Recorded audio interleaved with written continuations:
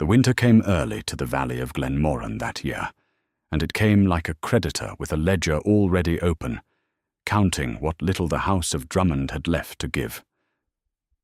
The frost crept up the granite walls of the old keep before the leaves had finished falling, sealing the mullioned windows in delicate lace that no one inside had the coal to melt away.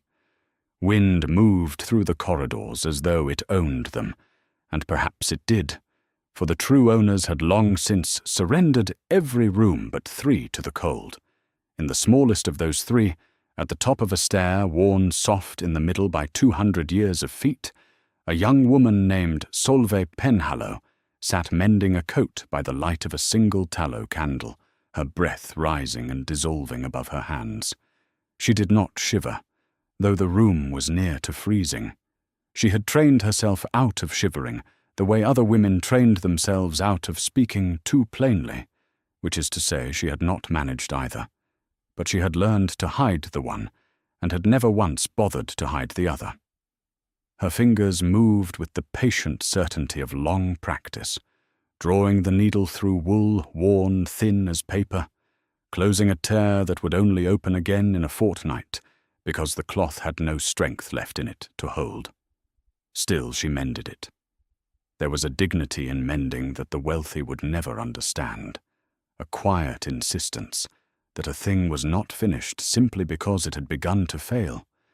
She wore a dress of faded blue, the color of a sky remembered rather than seen, its hem let down twice, and its cuffs turned once, and it was the only dress she owned that had not gone entirely grey with washing. In that failing house, she was the only thing that still moved with purpose, and she moved through it the way blood moves through a body gone cold, keeping some last flicker of life in the extremities long after the heart has begun to fail. The heart of the house was her father, Cornelius Penhallow, and it was failing fast. He had once been a man of consequence in the Highlands, a laird whose word carried weight at the kirk and the market both, a man who could enter a room and change its temperature by his mere arrival. Now he sat by the one fire they still lit in the great hall that had shrunk around him, and he studied the accounts as though staring at the figures long enough might rearrange them into mercy. They did not rearrange. Solveig knew the numbers as well as he did, better perhaps, for she had kept the household books since her mother died, and she understood that no amount of study would turn a debt into a blessing. The land had been mortgaged, and then mortgaged again. The tenants had left, or died, or simply stopped paying, because there was nothing left worth paying for. The silver had gone to Edinburgh in a locked chest and had not returned. What remained was the keep itself, its stones and its name, and a man in London who held the paper on both, and who was, by all accounts, growing impatient. Her father did not speak of him often. When he did, his voice took on the careful flatness of a man discussing a wound he cannot look at directly.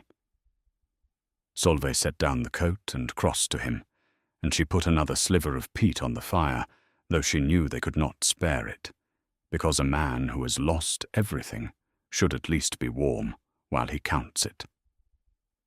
There was a knock at the great door that night, a heavy, deliberate knock that carried through the empty rooms like a stone dropped down a well.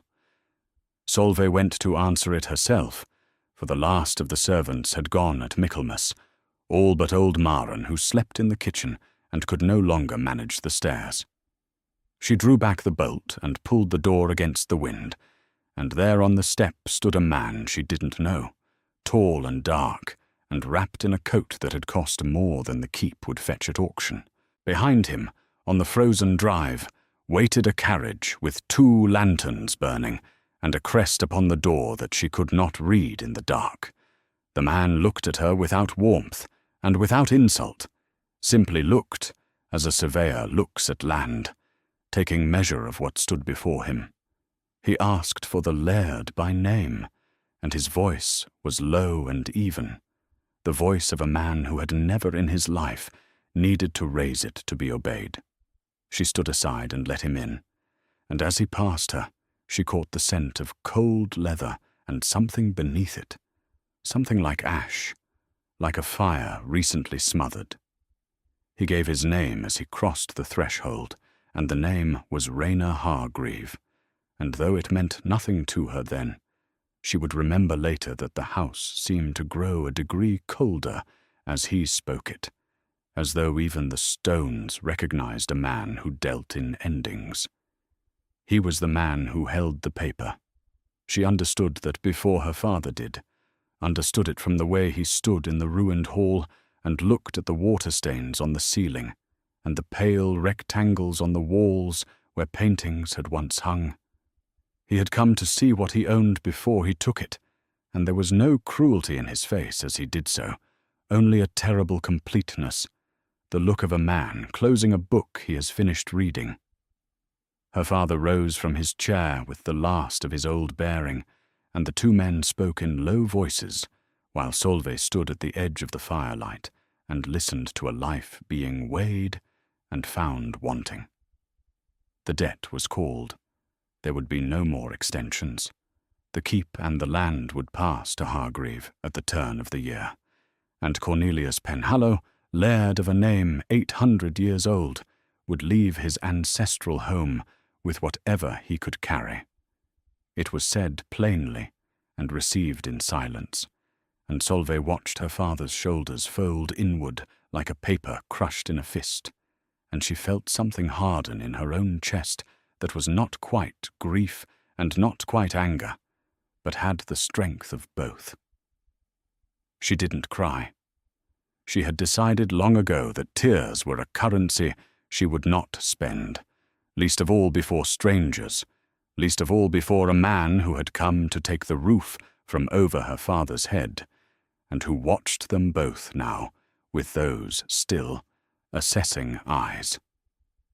But then the stranger did a curious thing. He did not leave. He asked instead whether the laird had family, and his gaze moved to Solveig, where she stood in her faded blue dress with the mended cuffs, and he studied her with the same completeness he had turned upon the water-stained ceiling. Her father, misunderstanding, began to stammer something about a daughter of good breeding fallen on hard times, but Hargreave lifted one gloved hand, and the stammering stopped. He asked Solveig directly whether she managed the household, whether the books she had been keeping were her own work, whether the garden he had glimpsed from the drive, the one bed still tended among the ruin of the rest, was hers as well. She answered him plainly, because plainness was the only wealth she had left, and she would not counterfeit any other. Yes, she said. Yes to all of it. He was quiet then for a long moment, and in that quiet she felt herself examined, not as land is examined, but as a tool is examined by a man deciding whether it will serve. 1 second. 2 seconds. 3. Then he said that he had a proposal to make, and it was not the proposal her father had feared, and it was not one that any of them had imagined, and it would change the shape of every day that followed for all their lives. The proposal was marriage. He said it as flatly as he had said everything else, as though he were naming a sum in a ledger, and perhaps to him it was exactly that. He required a wife. Not for love, he made clear, and not for beauty, though he did not say she lacked it, and he did not say she possessed it either.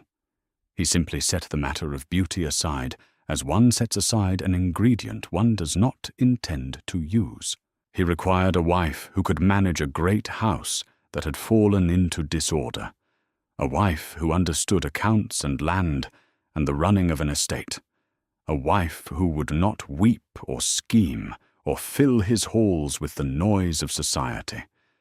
He had watched her father's daughter mend a coat by tallow light and keep one garden alive in a dying place, and he had concluded, with the cold arithmetic that governed all his dealings, that she would suit. In exchange, he would forgive the debt entire. Her father would keep the keep and the land and the name, would die in the bed his grandfather had died in, would want for nothing to the end of his days. It was, he said, a fair exchange. He did not ask whether she loved another. He did not ask whether she wished for anything at all. He named his terms, and then he waited, and the fire cracked in the grate, and the wind pressed at the windows, and Cornelius Penhallow looked at his daughter with an expression of such naked, shameful hope that Solveig understood the true price of refusing was not the loss of a house, but the breaking of a man who had already broken as far as she could bear to watch.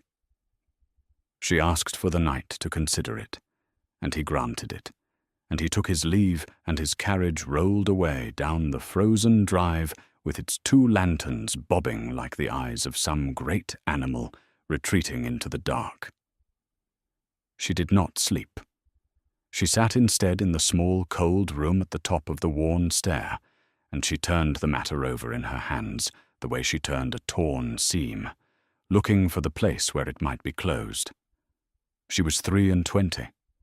She had once, long ago, imagined a different sort of life, one with warmth in it, and a man who looked at her as though she were a person rather than a provision. But she had folded that imagining away with the rest of the linens she no longer had occasion to use. What she had now was a father who would die in the cold and a stranger who offered to prevent it, and between those 2 facts there was no room for the luxury of her own preference. In the grey light before dawn, she went down to the great hall and found her father asleep in his chair, with the accounts fallen from his hands, and she picked them up and set them aside, and she covered him with the coat she had been mending, and she stood over him for a long while. Then she went to the one bed of the garden that still lived, and she cut the last rose of the season, a small hardy bloom that the frost had not yet found, and she carried it inside and set it in water, because she wanted one beautiful thing in the house on the morning she gave herself away. When Hargreaves' man returned at noon for her answer, she gave it plainly, as she gave everything. She would marry him. And she asked only one thing in return, which was that her father never be told what the marriage had cost her, but only what it had bought. They were married within the fortnight, in the cold stone kirk at the foot of the glen, with the minister and old Maren and 2 of Hargreaves' servants for witnesses, and no one else at all. She wore the faded blue dress because she had nothing finer, and if the groom noticed, he did not remark upon it. He put a ring upon her finger that was heavy and old, and clearly the ring of his house, worn by women she would never know, and his hand as he did so was steady and cold and gave nothing away. He did not kiss her. He signed the register in a hand as controlled as his voice, and then he stood beside her while she signed her own name, Solveig Penhallow, for the last time, and became Solveig Hargreave, mistress of a house she had never seen, wife to a man she did not know, bound by a bargain that neither of them had entered for any reason the poets would recognize. Her father wept at the kirk door, though whether from joy or shame or simple relief she could not tell, and she held him for a long moment and told him she was content, which was not a lie, because she had never claimed to seek happiness, and contentment was a lower and more achievable thing. Then she climbed into the carriage with the crest she could now read, a hawk with folded wings upon a field of grey, and she looked back once at the keep of her father's as it fell away behind the trees, and she did not cry, and the carriage carried her north and east toward the house that would test everything she was. The house was called Cairnhollow, and it stood alone at the head of a long glen, where the mountains closed in on either side like hands cupped around a held breath. She saw it first at dusk, and her first thought was that it did not look like a house where anyone lived, but like a house where someone had once lived and had been gone a very long time. It was vast, far larger than the keep she had left, built of the same grey granite, but built to impress rather than to endure, with tall windows in ranks like soldiers, and a great door beneath a portico held up by columns pale as bone. Not one window showed a light. The gardens, what she could see of them, had gone to ruin, the hedges grown wild, and the fountains dry and choked with dead leaves. And over the whole place there lay a silence so complete that when the carriage stopped, she could hear the ticking of the cooling axles, and nothing else at all. A servant came out to meet them, an old man with a lantern, and a face closed as a fist, and he looked at her with an incuriosity that bordered on hostility, as though she were a parcel he had not been expecting and did not wish to sign for. Hargreave handed her down from the carriage without a word, and led her up the pale steps, and through the great door, into a hall so cold and so dim that she stopped on the threshold, and stood a moment simply taking the measure of it. There was no fire, there were no flowers, there was a staircase that rose into darkness, and a floor of black and white marble dulled with dust, and there was the sense, unmistakable and immediate, that this was a house with no heart in it, a great cold body that went through the motions of a house without ever having been one. He showed her to her rooms himself, which the old servant seemed to find remarkable, and left her at the door with a few flat words about supper and the running of the household, and then he was gone, his footsteps fading down the long corridor until the silence closed over them, as water closes over a stone. Her rooms were grand and freezing. The bed was hung with heavy curtains gone stiff with disuse, and the grate held only ash, and the windows looked out on the ruined garden where the last light was dying in the west. She stood in the middle of the cold room in her travelling cloak, and she understood, with the clear practicality that had carried her through every hard thing in her life, that she had exchanged one dying house for another, and that the only difference was that this one had money enough to be warm, and simply chose not to be. That was a puzzle worth solving. A house that was poor and cold she understood. There was no remedy for it but endurance. But a house that was rich and cold was a house with a wound in it somewhere. A house where warmth had been deliberately withheld, and where warmth is withheld there is always a reason, and where there is a reason there is always, sooner or later, a way in. She unpacked her few belongings, which took very little time, and she set the small dried rose she had carried from Glenmoran upon the mantel where she could see it, and then she went down to find the kitchen and to learn the shape of the strange cold life she had married into. She did not yet know the reason for the cold, but she had already decided, in the way she decided all things, quietly and without announcement, that she would find it. The days that followed taught her the geography of the house and the temper of the people in it, and both were bleak.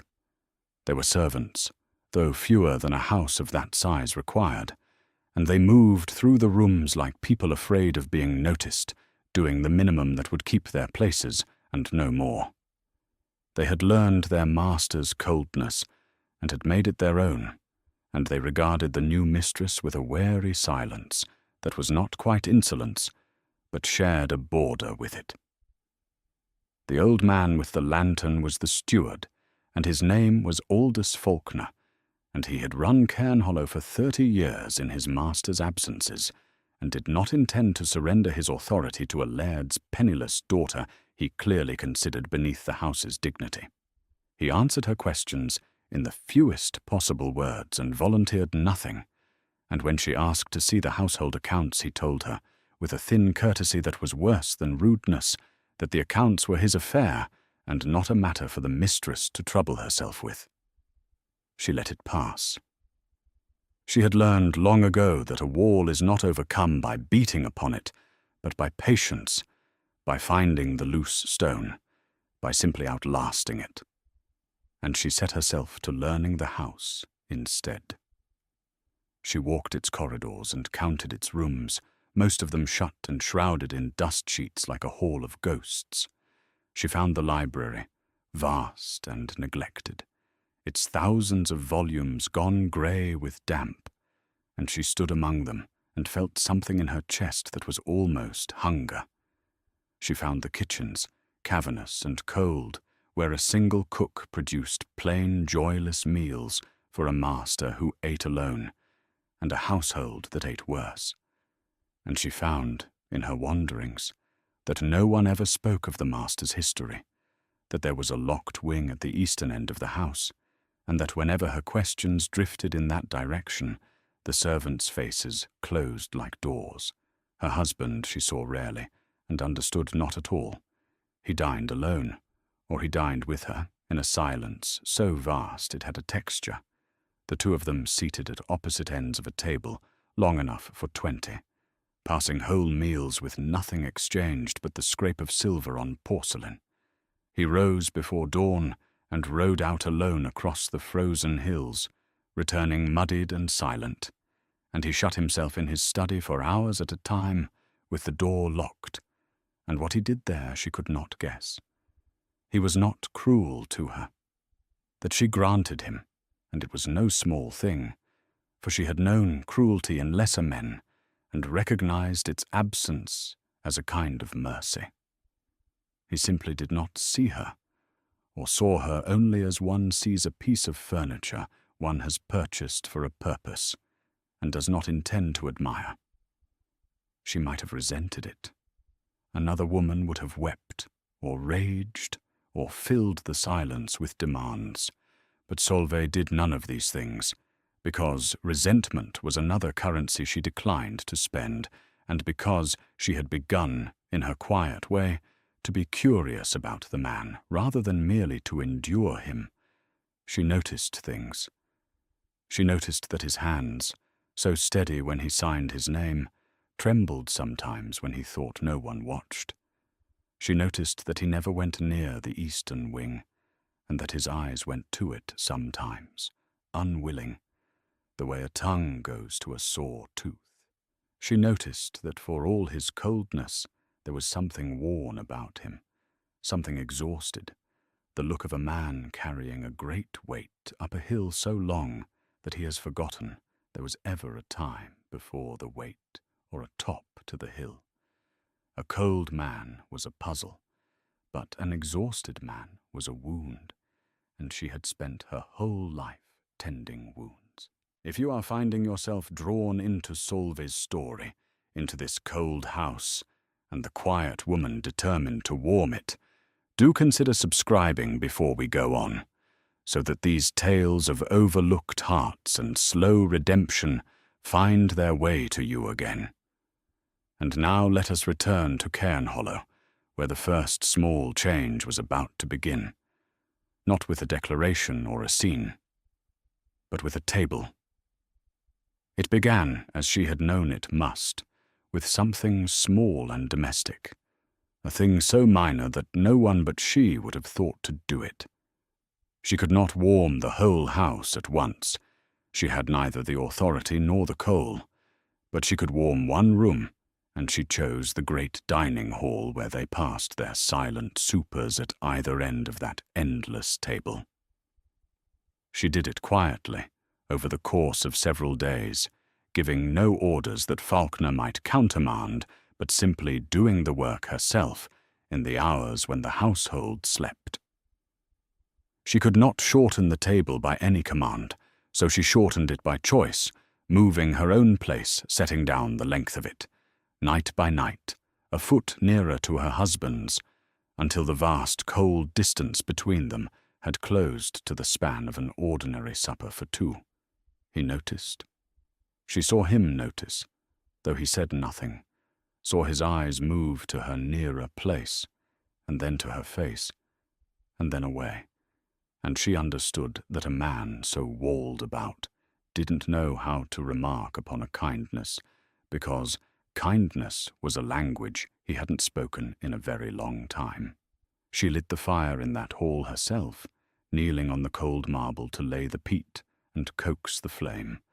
And when Faulkner protested the waste, she looked up at him from the hearth and said, plainly, that a house that could afford to be dark could afford to be warm, and that she would answer to the master for the coal if it came to that.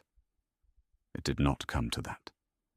The master, when he entered that evening and found a fire burning, and his wife seated near enough to pass the salt without a servant's help, stopped for the space of a breath in the doorway, and something moved across his face, too quickly to name. And then he took his seat and said nothing, and they ate in a silence that was, for the first time, warm. She turned next to the library, because a house without a living library seemed to her a house without a mind, and because among all the cold rooms of Cairnhollow, it was the one that called to her most. She spent her mornings there, when her husband was out riding, opening the shutters to let in what light the winter offered, wiping the damp from the leather spines, carrying the ruined volumes to dry by a fire she lit herself. She found among them treasures that had been left to rot, books of poetry and husbandry and travel, a whole shelf of Latin verse, annotated in a young hand she did not recognize, and one volume of children's tales, worn soft at the corners, that had plainly been read many times by small hands, and then set aside and never touched again. She held that book a long while. There was a story in it, she thought, the way there was a story in the locked eastern wing, and the trembling hands, and the exhaustion behind her husband's coldness. And she suspected the stories were the same story, and she was patient, and she waited. She revived the roses last of all, in the spring, when the frost let go its grip on the glen at last, and the ruined garden showed, beneath its tangle of dead growth, the stubborn green of things that had not died, but only slept. There was a rose garden at Cairnhollow, she discovered, buried under years of neglect, dozens of bushes gone wild and choked with weed, but still living, still throwing out here and there a defiant bloom against all reason. She worked it with her own hands, kneeling in the dark earth, cutting away the dead wood to let the living breathe, and as she worked, she felt the house behind her begin, almost imperceptibly, to warm, as though the life she was coaxing from the garden were seeping back through the stone.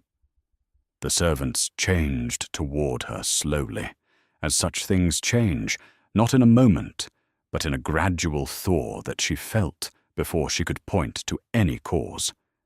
It began with the cook, a stout, silent woman named Tabitha, who had spent years producing joyless food for a joyless house, and who watched with narrowed eyes as the new mistress came into her kitchen, not to give orders but to ask what herbs still grew in the ruined garden, and whether there were apples in the cellar going soft for want of use.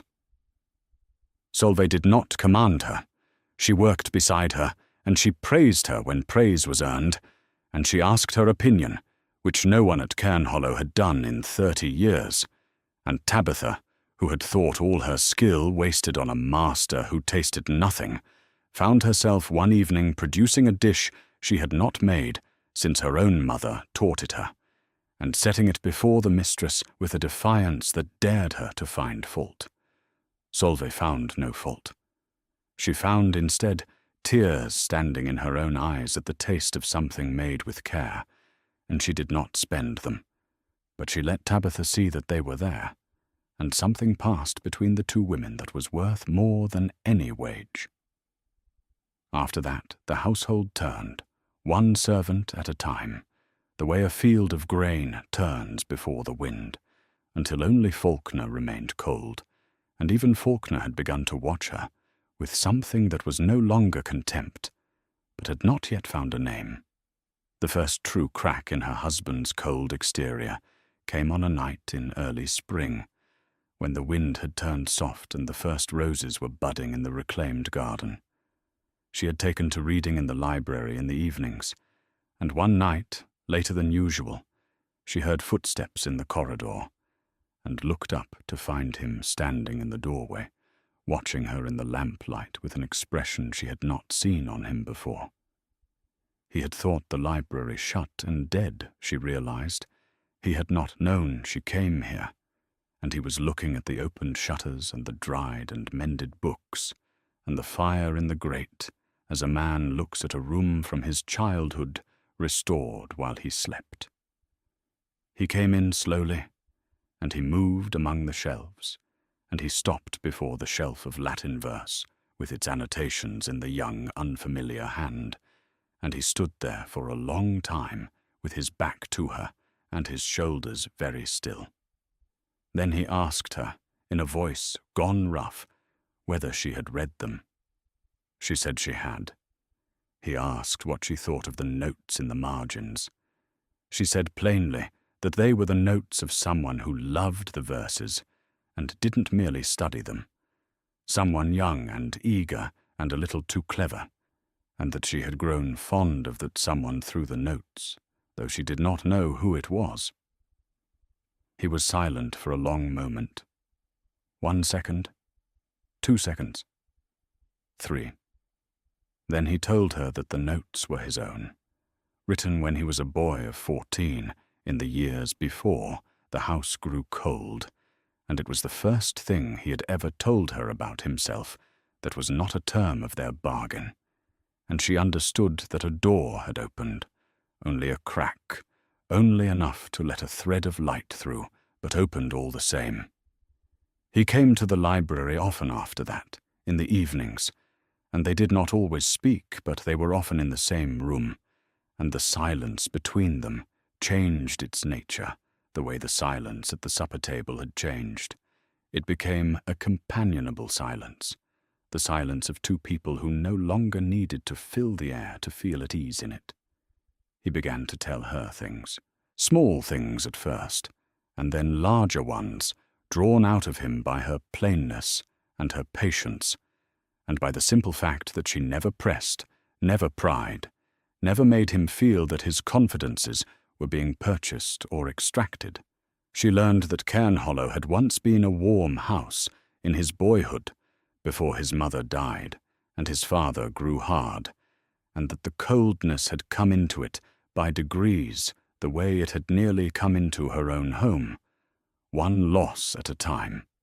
She learned that he had a reputation in the world beyond the glen as a miser and a recluse, a man who hoarded his wealth and shunned society and let his great house rot around him, and that the reputation was largely true, and that he had done nothing to correct it, because it kept the world at a distance, and the distance suited his purpose.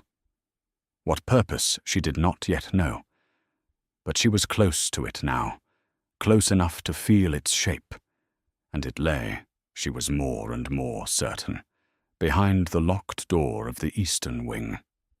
She learned the truth on a night of storm, when the wind came down the glen like an army, and the old house groaned around them, and she woke in the dark to a sound she hadn't heard before, a thin, high sound threading through the corridors beneath the roar of the wind, a sound that was unmistakably a child. She rose and lit her candle and went out into the passage, and she followed the sound, and it led her, as she had somehow always known it would, to the locked door of the eastern wing, which stood that night ajar. She pushed it open. Beyond it lay a wing of the house she had never entered, warm where the rest was cold, lit where the rest was dark, and at the end of a short passage a door stood open on a nursery, and in the nursery, in a great bed hung with soft curtains, lay a child, a boy, perhaps 6 years of age, small and pale, his eyes too large in a thin face, one side of that face marked from brow to jaw with the shining scar of an old and terrible burn. He was crying in the way of a child woken by a storm and finding no one near, and Solveig went to him without thought, without hesitation, and gathered him up and held him, and spoke to him low and steady until the crying stopped. It was thus that her husband found them, moments later, arriving breathless and wild-eyed from his own quarters with a lamp in his hand, and he stopped in the nursery doorway and looked at his wife, holding his hidden son. And every wall he had ever built came down at once in his face, and for the first time since she had known him, Rayner Hargreave wept. The boy's name was Emrys, and he was Rayner's son, and the story of him was the story of the cold house entire. He had been born to Rayner's first wife, a marriage of the ordinary kind, brief and unhappy, ended when the boy was 2 by a fever that took the mother and left the child. Rayner had grieved the marriage less than the failure of it, for there had been no love in it, only the expectation of an heir. But he had loved the child in his walled and inarticulate way with a fierceness that frightened him. Then had come the fire, a lamp overturned in the nursery, a nurse asleep, a blaze that had swept through the eastern wing before it could be stopped, and Rayner had gone into it himself and carried his son out through the flame, and the boy had lived. But the fire had marked him, and worse than the mark, it had done something to him that the physicians could not name, so that he did not grow as other children grew, did not speak as they spoke, saw the world through some veil that set him forever apart from it. The physicians of Edinburgh and London had examined him and shaken their heads and used words like affliction and defect, and one great man had suggested, with the cold humanity of his profession, that the child be sent away to an institution where such cases were kept out of the world's sight.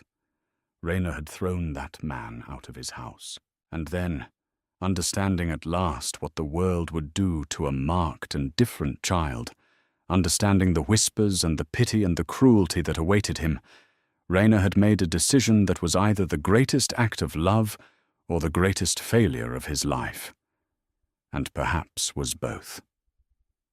He had hidden his son.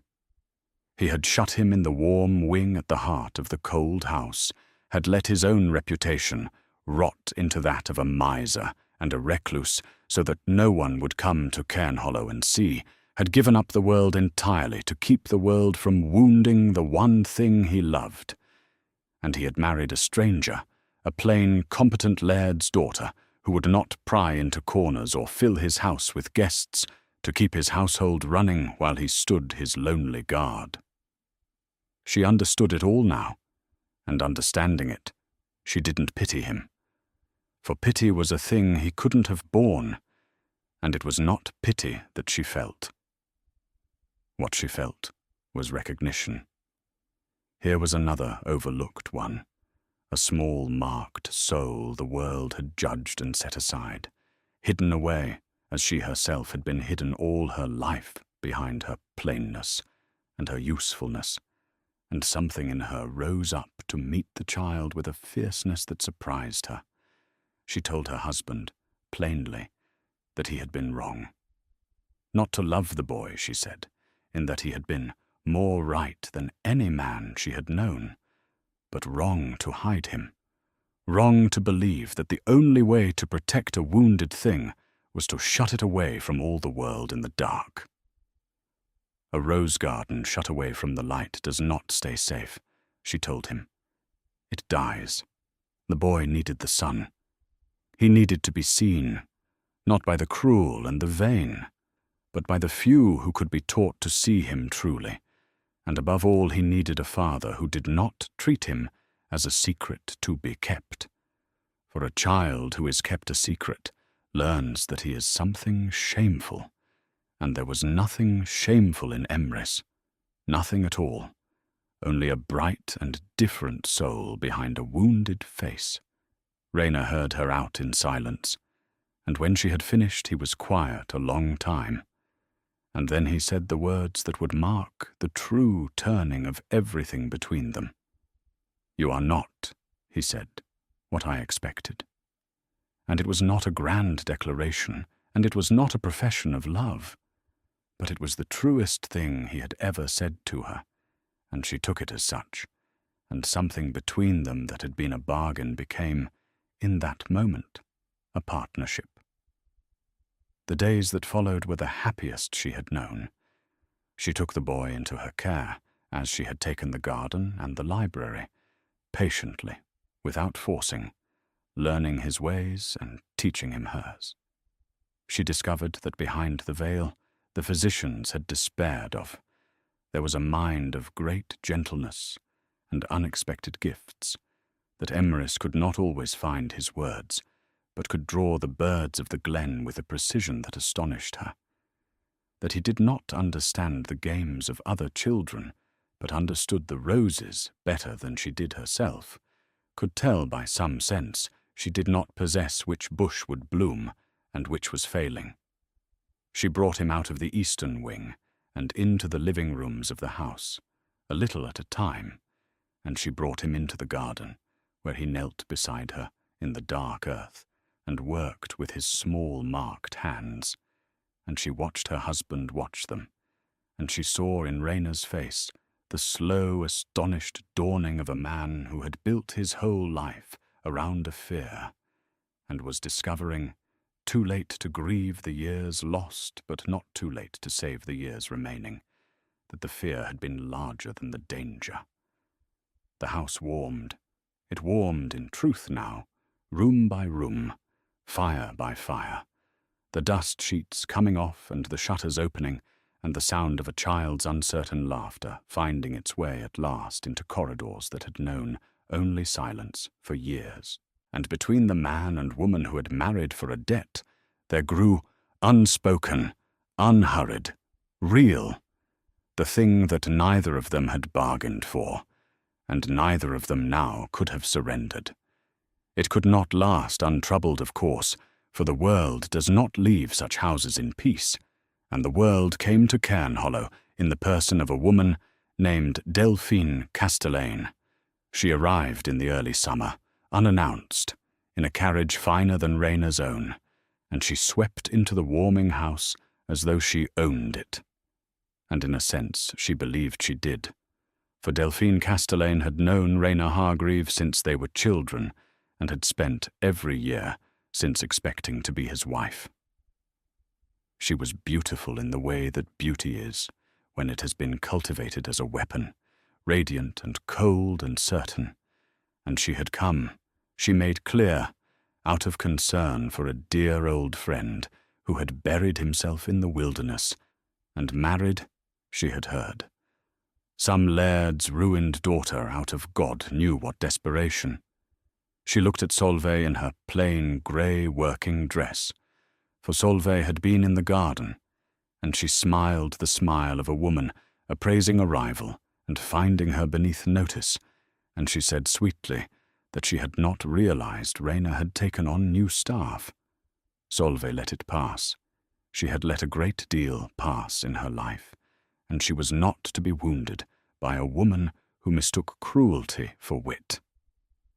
But she saw at once the shape of the danger, for Delphine had loved Rayna, or had loved the idea of possessing him, and a woman who believes herself robbed of a possession is capable of a great deal, and Delphine's eyes, as they moved about the warming house, missed nothing and forgave nothing, and were already, Solveig could see, searching for the secret that such a house must surely hold.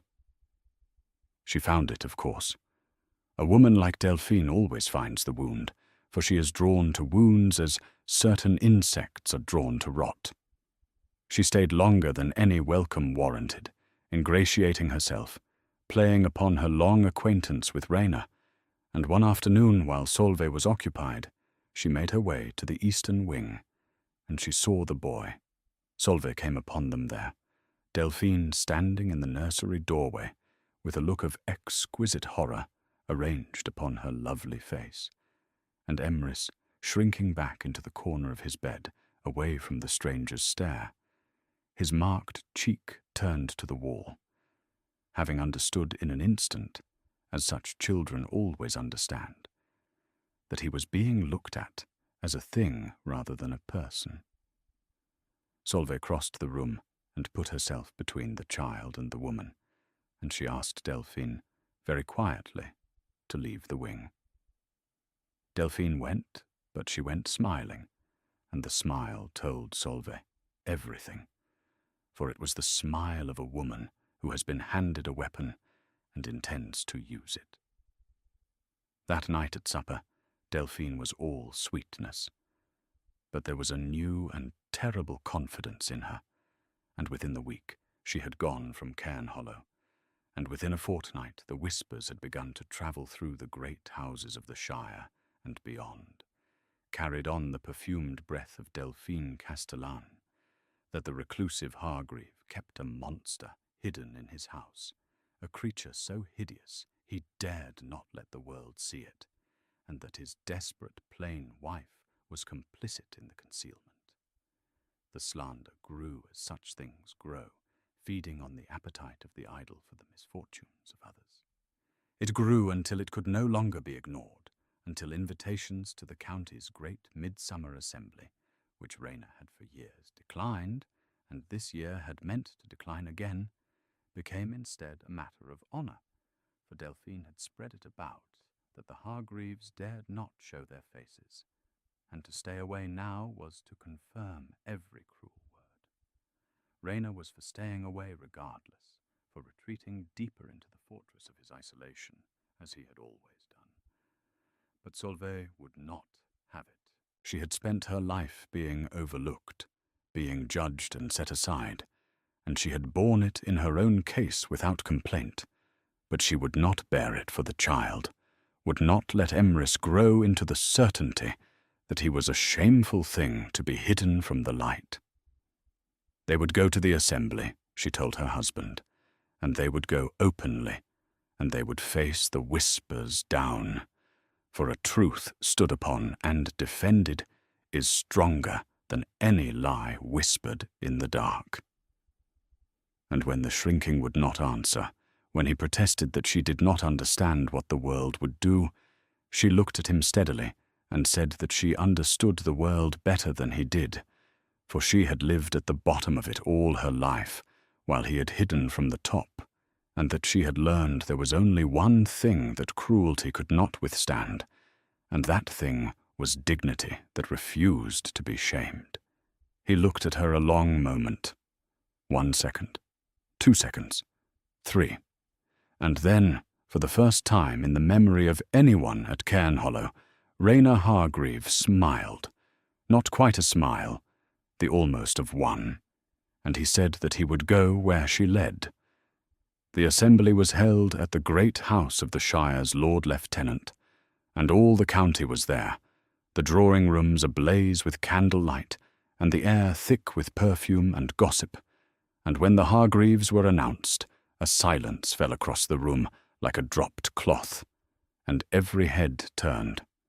They had not expected the couple to come. They had come to whisper of the Hargreaves in comfortable absence, and here instead was the reclusive miser himself, upright and grave in dark evening dress, and upon his arm a woman none of them had met, no longer in her plain grey working dress, but in a gown of deep blue that Solveig had made over herself from a length of silk found among the treasures of the house, simple beside the county's finery but carrying its own quiet authority, and at their side, holding fast to Solveig's hand, a small pale boy with a marked face, who looked out at the great bright room with the wide grave eyes of a child who has been told he is safe and is deciding whether to believe it. That was the moment that undid Delphine's design. She had counted on the boy being hidden still, on the whispers doing their work in his absence, on the Hargreaves either cowering at home to confirm the rumour or arriving to deny a secret they could not produce.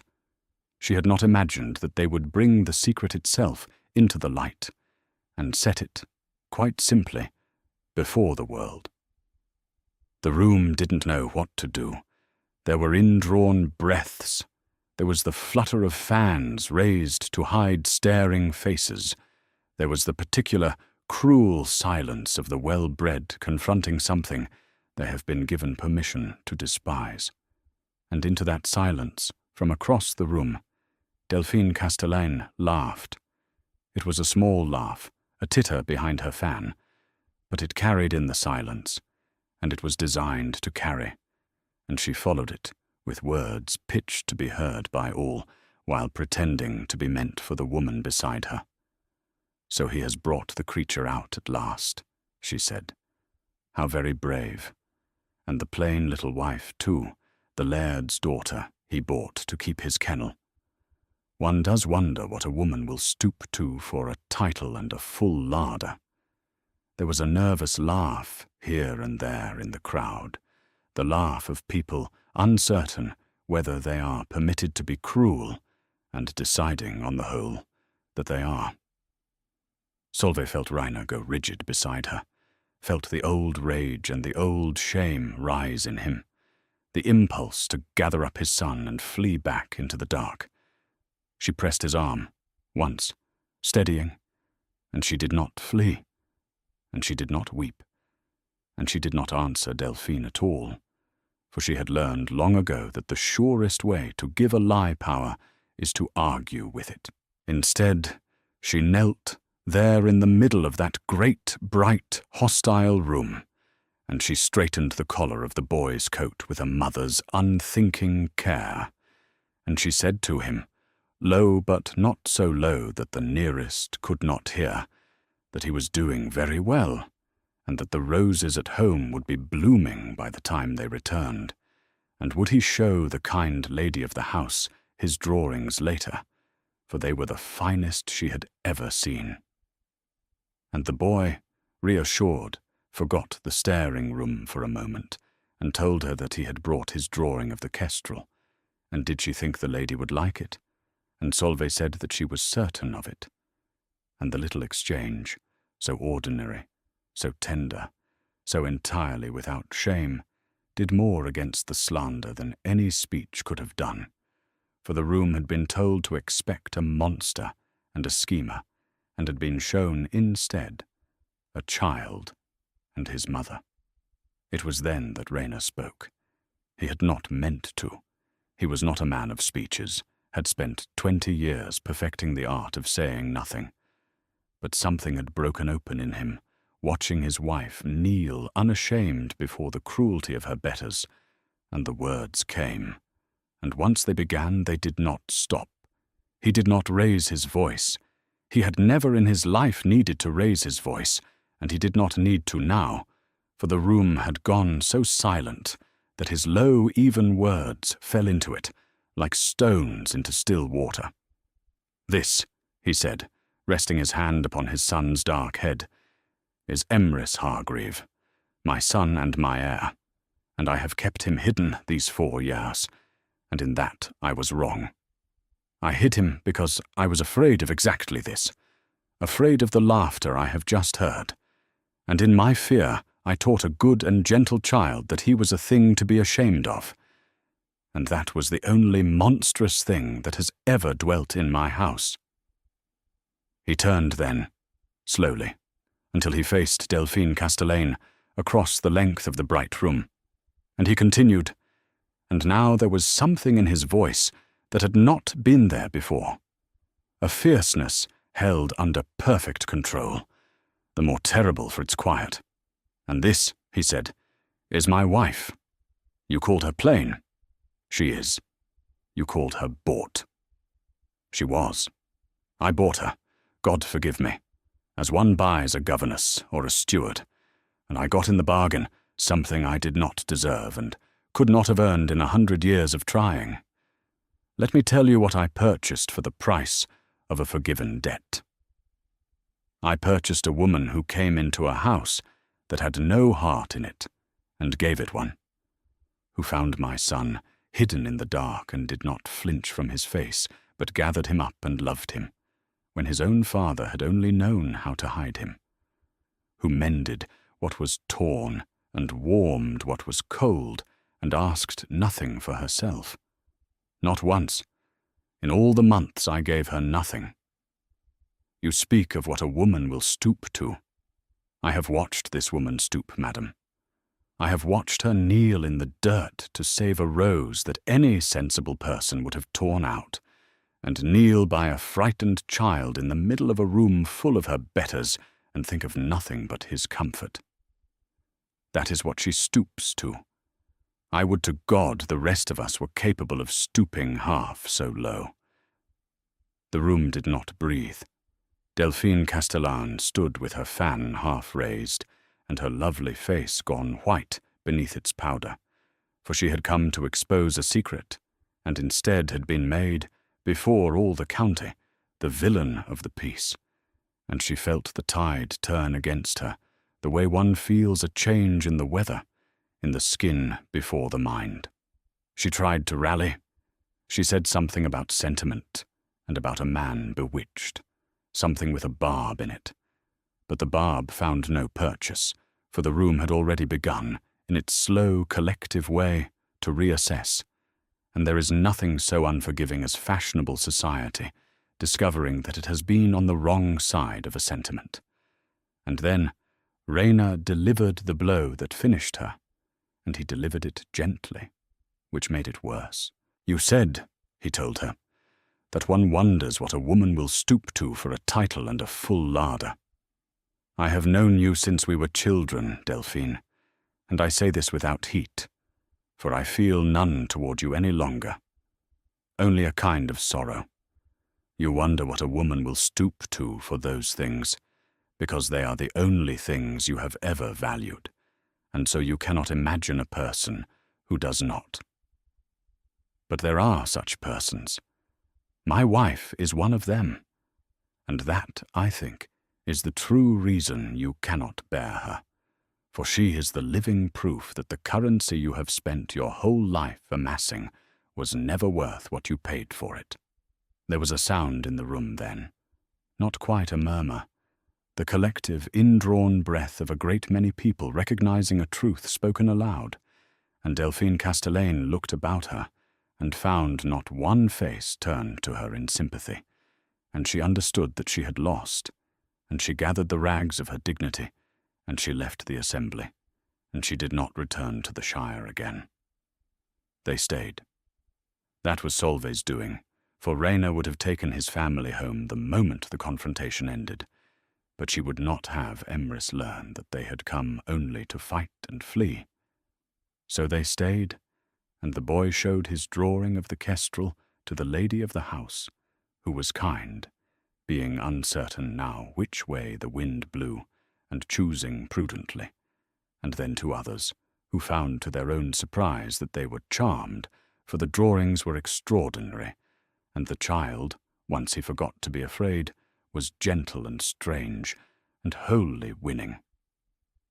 By the evening's end, the county that had come to whisper of a monster was competing to be seen admiring his work, and if their kindness was born half of shame and half of fashion, it was kindness none the less, and Solveig accepted it on her son's behalf, without illusion and without bitterness, for she had never asked the world to be better than it was, only to be given no help in being worse. They drove home through the short summer night, with the boy asleep between them, and Rainer reached across the small sleeping form and took his wife's hand, and it was the first time he had ever taken it that was not required by ceremony, and he did not let it go the whole way home. Neither of them spoke. They did not need to. The silence between them had travelled a long way from the frozen silence of that first supper at the endless table, and it was full now, and warm, and it said everything. 1 year later, Cairnhollow was a house transformed, and it was transformed not by wealth, for the wealth had always been there, but by the thing that wealth had never been able to buy, and that a plain laird's daughter in a faded blue dress had brought with her up the long glen. The shutters stood open now on every window, and light moved through the rooms all day, and the dust sheets had gone from the furniture, and the damp from the library, whose thousands of volumes stood dry and read and loved upon their shelves. The rose garden bloomed as it had not bloomed in a generation, tended by 2 pairs of hands now, a woman's and a boy's, and Emrys Hargreave, a year taller and no longer pale, could be found there most mornings, drawing the birds that came to the reviving fountains, unafraid to be seen, for he had learned at last that his face was only his face, and not his shame. The servants had been added to and warmed like the house itself, and old Faulkner, who had held out longest, had thawed most completely of all, and it was Faulkner now who guarded the boy's happiness most fiercely, having discovered late in life a thing worth guarding. Cornelius Penhallow came often from Glenmoran, restored to health and dignity, to sit in the sun with his grandson and marvel at what his daughter had made. And Rayner Hargreave, who had once been called a miser and a recluse, and who no longer troubled to be either, could be seen most evenings in the warm library with his wife, near enough to pass her whatever she required without a servant's help, for the great distances of that house had all been closed, 1 foot at a time, one small kindness after another, until there was no cold left in it anywhere. He looked at her often across that warm room, in a way he had not known how to look at anyone, and sometimes she caught him at it and raised an eyebrow, and he would offer her the almost of a smile, the near thing that on his grave face was worth more than another man's laughter. He had told her, once, on the night after the assembly, the thing he had not said in his great public speech, the plain private thing, that he loved her, and she had received it plainly, as she received all things, and had told him that she had known it for some while, and that she loved him too, and that she had known that longer still. There had been no spectacle in it. There never was, with them. There was only truth, spoken quietly between 2 people who had learned each other's worth the slow and lasting way, in a house that had once had no heart and now had nothing else.